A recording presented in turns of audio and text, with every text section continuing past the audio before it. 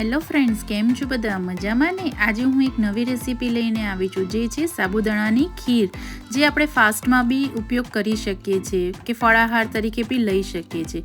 તો એને બનાવવા માટે મેં અહીંયા એક વાટકી લીધી છે.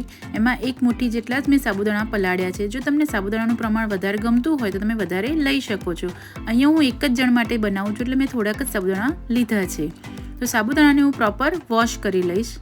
વોશ કર્યા પછી સાબુદાણા થોડાક જ ડૂબે એટલું જ પાણી આપણે આમાં એડ કરવાનું છે, વધારે નથી એડ કરવાનું, નહીં તો સાબુદાણા ચીપચીપા થઈ જશે.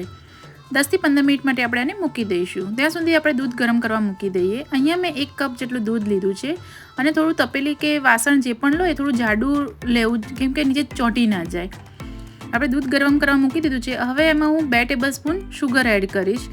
ગળપણ તમે તમારી રીતે એડજસ્ટ કરી શકો છો.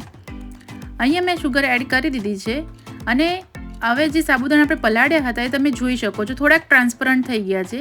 હવે આપણે થોડું દૂધ નવશેકું થઈ જાય ત્યારે આપણે એમાં સાબુદાણા એડ કરી દઈશું અને બીજા સાબુદાણા આપણે હવે ખીરમાં જ ચડવી લઈશું.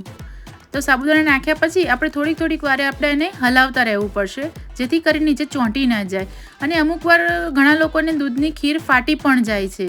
તો આ દૂધની ખીર ફાટે નહીં એ માટે દૂધ જ્યારે પણ લો ત્યારે એકવાર ગરમ કરેલું હોય એ જ ખીર બનાવવા લેવું, જેથી કરીને દૂધ ફાટશે નહીં. અહીંયા મેં ખીર ઉકળવા લાગી છે એટલે 1 ટેબલસ્પૂન જેટલી ઇલાયચીનો પાવડર એડ કર્યો છે અને કાજુ અને બદામ રફલી ચોપ કરીને એડ કર્યા છે. આમાં તમે ગ્રેપ્સ પણ એટલે કે સૂકી દ્રાક્ષ પણ એડ કરી શકો છો.